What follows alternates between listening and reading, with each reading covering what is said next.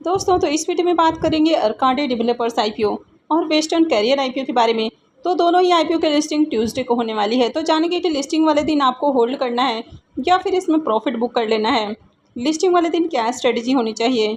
तो इससे पहले कि मैं वीडियो को शुरू करूँ, अगर आप इस चैनल पर पहली बार विजिट कर रहे हैं या फिर आपने चैनल अब तक सब्सक्राइब नहीं किया है तो चैनल को सब्सक्राइब कर लें और वीडियो को भी लाइक कर दें। तो किसी भी आईपीओ की लिस्टिंग डे स्ट्रेटजी को जानने से पहले आपको कंपनी के बारे में जानना चाहिए कि कंपनी क्या काम करती है, क्या इसको होल्ड किया जा सकता है या फिर इसको होल्ड करना रिस्की हो सकता है। तो अगर अर्काडी डेवलपर्स आईपीओ के बारे में बात करें तो ये एक रियल एस्टेट डेवलपमेंट कंपनी है जो कि मुंबई में काम करती है। तो मुंबई वहाँ पर sophisticated life style residential development करने का काम करती है। यानी कि मुंबई में आप देखते हैं कि जो रियल एस्टेट है वो काफ़ी ज़्यादा आपको एक तो मुंबई के अंदर कॉम्प्लिकेटेड भी देखने को मिलता है और साथ ही काफ़ी ज़्यादा एक्सपेंसिव भी है। तो कंपनी वहाँ पर रेसिडेंशियल हाउसेस बनाने का काम करती है, यानी कि लैंड एक्वायर करती है और फिर वहाँ पर रेसिडेंशियल हाउसेस बनाने का काम करती है। इसके अलावा जो पुराने हाउसेस हैं तो उनको रीडेवलपमेंट करने का भी काम करती है। तो एक तो मुंबई में घर काफ़ी एक्सपेंसिव हैं और साथ ही जो रियल एस्टेट वाला बिजनेस है इसमें मार्जिन भी बहुत अच्छा होता है, यानी कि कंपनी अपने बिजनेस से काफ़ी अच्छा प्रॉफिट भी जनरेट कर पाती है। तो कंपनी के अगर ओवरऑल बिजनेस को देखें तो कंपनी का बिजनेस अच्छा है। कंपनी के फाइनेंशियल को देखें तो यहाँ पर 3 सालों के कंपनी ने फाइनेंशियल पेश किए हैं, जिसमें 22, 23 और 24 का कंप्लीट फाइनेंशियल है। तो कंपनी के एसेट को देखें तो एसेट बढ़ते हुए देखने को मिले हैं। कंपनी के रेवेन्यू को भी देखें तो रेवेन्यू भी इंक्रीज़ हुआ है, हालांकि फाइनेंशियल 23 के पीरियड में कंपनी का रेवेन्यू डाउन है। कंपनी के प्रॉफिट को भी देखें तो फाइनेंशियल 22 के अंदर कंपनी जहाँ 50 करोड़ 84 लाख का प्रॉफिट बना रही थी, फाइनेंशियल 23 में थोड़ा कम हो गया है और 50 करोड़ 77 लाख का प्रॉफिट है। लेकिन फाइनेंशियल 24 के अंदर देखें तो फिर से जंप देखने को मिली है और 122 करोड़ से भी ज़्यादा का कंपनी ने प्रॉफिट बनाया है। अब यहाँ पर अगर आप कंपनी के रेवेन्यू से इसके प्रॉफिट को कंपेयर करें तो कंपनी का जो प्रॉफिट मार्जिन है वो बढ़िया देखने को मिल रहा है। कंपनी का नेटवर्थ इंक्रीज़ हुआ है और कंपनी के अगर रिजर्व को भी देखें तो रिजर्व भी इंक्रीज़ हुआ है। लेकिन यहाँ पर भी फाइनेंशियल 24 के अंदर कंपनी का रिजर्व थोड़ा सा डाउन देखने को मिल रहा है। और अगर कंपनी के ऊपर कर्ज को देखें तो वैसे तो कंपनी का कर्ज पहले से कम हुआ है, यानी कि कंपनी का जो डेट है वो डिक्रीज़ हुआ है। पहले 149 करोड़ का कंपनी के ऊपर कर्ज था, वो भी मात्र 69 करोड़ देखने को मिल रहा है। तो एक तो कंपनी का डेट रिड्यूस हुआ है और कंपनी के ऊपर बहुत हेवी डेट भी नहीं है, क्योंकि कंपनी के पास देखें तो उससे कहीं अच्छा रिजर्व है और कंपनी काफ़ी अच्छे प्रॉफिट भी बना रही है। इसका जो डेट टू इक्विटी रेशियो है वो मात्र 0.21 का है। तो ज़्यादा डेट का यहाँ पर कंपनी के ऊपर बर्डन नहीं है। और वैसे भी कंपनी आईपीओ से जो फंड रेज करने वाली है तो उसे बिजनेस के ग्रोथ में लगाने वाली है, यानी कि लैंड एक्वायर करने के लिए कंपनी फंड का यूज़ करेगी। और इसके अलावा कंपनी का जो ऑनगोइंग प्रोजेक्ट चल रहा है तो कंपनी उसमें इन्वेस्ट करेगी। तो कंपनी का फाइनेंशियल भी अच्छा है। अब आईपीओ के साइज़ को देखें तो आईपीओ ज़्यादा बड़ा नहीं है, 410 करोड़ का आईपीओ है और इसमें 9 एंकर इन्वेस्टर्स आए हैं। तो इसमें देखें तो कुछ बड़े बड़े इन्वेस्टर्स आपको देखने को मिल रहे हैं, जैसे कि गगनदीप क्रेडिट कैपिटल है, राजस्थान ग्लोबल का भी नाम देखने को मिल रहा है। तो एंकर इसमें बहुत ज़्यादा नाम तो नहीं आए पर कुछ बड़े इन्वेस्टर्स आए हैं। तो अर्काडी डेवलपर्स आईपीओ के प्रीमियम को देखें तो इसका प्रीमियम पहले जहां 61 रुपीज़ के ऊपर ट्रेड कर रहा था वो अभी 63 रुपीज़ के ऊपर देखने को मिल रहा है। और आईपीओ में 110 शेयर्स का लॉट है। तो आईपीओ से 6,930 रुपये एक लॉट से प्रॉफिट हो सकता है। प्रीमियम को देखें तो प्रीमियम 49% के राउंड देखने को मिल रहा है। तो प्रीमियम आपको बढ़िया प्राइस के ऊपर देखने को मिल रहा है। ओवरऑल जिस तरह से आईपीओ में सब्सक्रिप्शन लगते हुए देखने को मिला, यानी कि आईपीओ 410 करोड़ का था और आईपीओ में भर भर कर एप्लीकेशंस लगे, हर पोर्शन में डिमांड देखने को मिली थी। आईपीओ का एंकर लिस्ट भी अच्छा है, कंपनी का बिजनेस और फाइनेंशियल भी अच्छा देखने को मिला है। आईपीओ भी आपको ओवर वैल्यूड प्राइस के ऊपर आते हुए देखने को नहीं मिली है, आईपीओ भी रिजनेबल प्राइस के अराउंड आया है। तो इस आईपीओ से बढ़िया प्रॉफिट बनने की उम्मीद है। अब यहाँ पर बात करें कि क्या आईपीओ को लॉन्ग टर्म के लिए होल्ड किया जा सकता है या फिर इसमें लिस्टिंग के साथ ही प्रॉफिट बुक कर लेना चाहिए। तो कंपनी के बिजनेस में कहीं कोई दिक्कत नहीं है, लॉन्ग टर्म में इस तरह की कंपनी आपको बढ़िया रिटर्न बना कर दे सकती है। लेकिन अगर कंपनी के मार्केट कैप को देखें तो मात्र 2000 करोड़ का कंपनी है, यानी कि काफ़ी छोटी कंपनी है। तो छोटी कंपनियों में प्राइस के अंदर वोलेटिलिटी आपको काफ़ी देखने को मिलती है। तो यहाँ पर हो सकता है कि प्राइस के अंदर आपको काफ़ी बड़े बड़े अप एंड डाउन देखने को मिल जाए।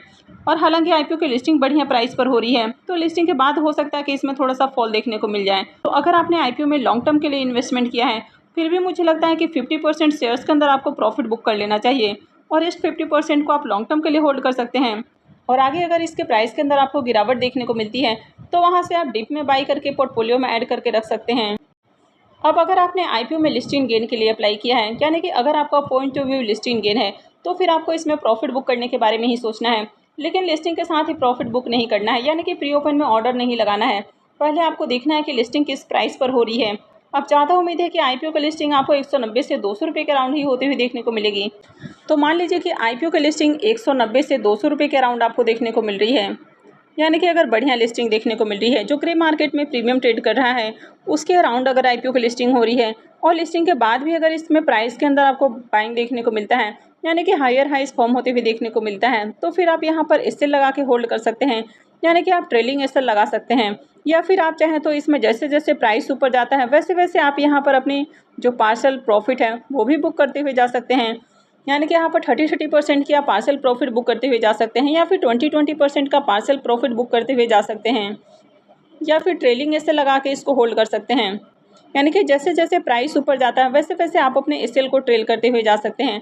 अगर किसी प्राइस के ऊपर जाकर इसमें आपको एक सेलिंग भी देखने को मिलता है, तो वहाँ पर अगर आपका ट्रेलिंग एसएल लगा हुआ है तो वहाँ से आप एग्जिट हो जाएंगे और लिस्टिंग प्राइस से ऊपर ही आपकी एग्जिट होगी, तो ऐसे में आपको बढ़िया रिटर्न भी मिलेगा। लेकिन अगर लिस्टिंग बढ़िया प्राइस के ऊपर हो रही है और लिस्टिंग के बाद ही यहाँ पर आपको सेलिंग प्रेशर देखने को मिल जाता है, तो फिर आपको होल्ड नहीं करना, आपको इससे एग्जिट कर लेना है। वही मान लीजिए कि आईपीओ की लिस्टिंग आपको नीचे के प्राइस के ऊपर देखने को मिल जाती है, यानी कि 150 से लेकर 170 के रेंज में अगर आईपीओ की लिस्टिंग आपको देखने को मिल जाती है, तो यहाँ पर आपको बिल्कुल भी एग्जिट नहीं करना। आपको पहले देखना है कि इसमें किस तरह का प्राइस सेक्शन बनता है। अगर नीचे लिस्टिंग होती है तो ज़्यादा उम्मीद है कि लिस्टिंग के बाद यहाँ पर आपको बाइंग देखने को मिल जाए। तो नीचे लिस्टिंग होती है और उसके बाद इसमें बाइंग आती है, तो जैसे जैसे प्राइस ऊपर जाता है वैसे वैसे आप यहाँ पर पार्सल प्रॉफिट बुक करते हुए जा सकते हैं। लेकिन अगर आईपीओ की लिस्टिंग भी नीचे हो रही है और यहाँ से आपको अगर सेलिंग प्रेशर देखने को मिलता है, हालांकि ऐसी उम्मीद नहीं है, तो लिस्टिंग अगर नीचे हो रही है तो ज़्यादा चांसेस है कि लिस्टिंग के बाद यहाँ पर आपको जंप देखने को मिल सकता है। और यहाँ पर जिनको अगर अलॉटमेंट नहीं मिली है और आईपीओ की लिस्टिंग अगर नीचे के प्राइस के ऊपर हो रही है, तो आपको अगर प्रॉफिट कमाना है, तो अगर आईपीओ की लिस्टिंग 150 रुपये के अराउंड हो रही है और लिस्टिंग के बाद यहाँ पर आपको बाइंग आते हुए देखने को मिलता है, लगातार हायर हाइस फॉर्म होते हुए देखने को मिलता है, तो यहाँ पर आप बाई कर सकते हैं। हालांकि जब भी आप बाई करें तो अपने रिस्क रिवॉर्ड को जरूर कैलकुलेट करें और कभी भी बाई कर रहे हैं तो एसएल जरूर लगा के रखें, ताकि अगर लिस्टिंग के बाद प्राइस के अंदर बड़ा फॉल आए तो यहाँ पर आपको ज़्यादा नुकसान नहीं हो और आपका जो एसएल है वो हिट हो जाए और आप इससे एग्जिट हो जाएं। तो अगर आपको अलॉटमेंट नहीं मिली है और लिस्टिंग आपको नीचे के प्राइस के ऊपर देखने को मिलती है, यानी कि 150 से 160 रुपये 70 रुपये के अराउंड आपको आईपीओ की लिस्टिंग देखने को मिलती है, तभी आपको बाई करना, अदरवाइज बाई नहीं करना है। और मार्केट में किसी भी तरह का जो डिसीजन है, यानी कि बाई सेल इन्वेस्टमेंट का जो भी डिसीजन है, वो पूरी तरह से आपका अपना डिसीजन होना चाहिए। तो हमेशा अपने रिस्क रिवॉर्ड को कैलकुलेट करके ही कोई भी डिसीजन लें। लेकिन अगर आप लॉन्ग टर्म इन्वेस्टर हैं और अगर आपको अलॉटमेंट नहीं मिली है, तो लिस्टिंग के साथ ही आपको इसमें कूद कर बाइंग नहीं करनी है। आपको पहले इसके प्राइस को ट्रैक करना चाहिए कि प्राइस के अंदर किस तरह का मूवमेंट देखने को मिल रहा है, और उसके बाद आप चाहें तो इनके क्वार्टरली नंबर्स को भी देख सकते हैं। अगर कंपनी क्वार्टरली नंबर अच्छे लाती है तो फिर उसके बाद आप चाहें तो इसमें लॉन्ग टर्म के लिए इन्वेस्टमेंट कर सकते हैं। हालांकि इस तरह की छोटी कंपनियों में लॉन्ग टर्म के लिए इन्वेस्टमेंट थोड़ा सा रिस्की भी हो सकता है, क्योंकि प्राइस के अंदर काफ़ी ज़्यादा वोलेटिलिटी आपको देखने को मिल सकती है। तो जो पेशेंस के साथ होल्ड कर सकते हैं वही इसमें लॉन्ग टर्म के लिए जाएं, क्योंकि कंपनी काफ़ी छोटी है। तो चलिए वेस्टर्न कैरियर आईपीओ को भी देख लेते हैं। तो वेस्टर्न कैरियर आईपीओ के बारे में मैंने आपको कई बार बताया कि कंपनी एक तो लॉजिस्टिक के अंदर देखने को मिल रही है, जो कि ज़्यादा फैंसी सेक्टर नहीं है, और आईपीओ में आपने देखा कि ज़्यादा एप्लीकेशंस भी नहीं लगे, इसमें QIBs भी इंटरेस्टेड देखने को नहीं मिले, और उनकी ओर से आईपीओ में ज़्यादा सब्सक्रिप्शन भी देखने को नहीं मिला। और आईपीओ क्लोज होने के बाद से देखें तो इसके प्रीमियम के अंदर लगातार फॉल देखने को मिला है। तो जहाँ इसका प्रीमियम 62 रुपीज़ का हाई लगाते हुए देखने को मिला, वो अभी देखें तो मात्र 10 रुपये के ऊपर रह गया है।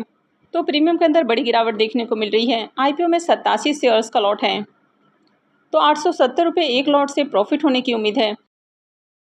इसका जो प्राइस है वो 172 रुपये के ऊपर ट्रेड कर रहा है और प्रीमियम 10 रुपये के ऊपर ट्रेड कर रहा है। तो ऐसे में आईपीओ की लिस्टिंग 182 रुपये के अराउंड हो सकती है, और आईपीओ से 5 से 6% का आपको लिस्टिंग गेन देखने को मिल सकता है, यानी कि इस आईपीओ से ज़्यादा प्रॉफिट बनने की उम्मीद नहीं है।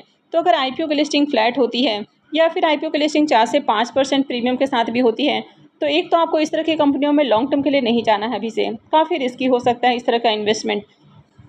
तो अगर आपको आईपीओ की अलॉटमेंट मिली है तो आपको प्रॉफिट बुक करने के बारे में ही सोचना है, यानी कि यहाँ पर आपको लॉस नहीं उठाना है। ज़्यादा से ज़्यादा कोशिश करनी कि आपको जो भी प्रॉफिट मिल रहा है वो प्रॉफिट लेकर एग्जिट किया जाए। तो अगर आईपीओ की लिस्टिंग आपको फ्लैट होते हुए देखने को मिलती है तो लिस्टिंग के साथ ही एग्जिट नहीं करना है, पहले देखना है कि किस तरह का प्राइस एक्शन बन रहा है। अगर आईपीओ की लिस्टिंग फ्लैट होती है, यानी कि 170-72 रुपये के अराउंड ही आईपीओ की अगर लिस्टिंग देखने को मिल जाती है, तो हो सकता है कि लिस्टिंग के बाद यहाँ से आपको बाइंग देखने को मिल जाए। तो अगर लिस्टिंग के बाद यहाँ पर बाइंग आते हुए देखने को मिलती है तो यहाँ पर जैसे जैसे बाइंग आते हुए देखने को मिलती है आपको अपना प्रॉफिट बुक करते हुए जाना है, आपको होल्ड करने के लिए नहीं सोचना है। तो यहाँ पर जैसे जैसे प्राइस ऊपर जाता है आपको अपने 30% का प्रॉफिट बुक करते हुए जाना है। वहीं मान लीजिए कि आईपीओ की लिस्टिंग आपको 190 से 200 रुपये के अराउंड देखने को मिल जाती है,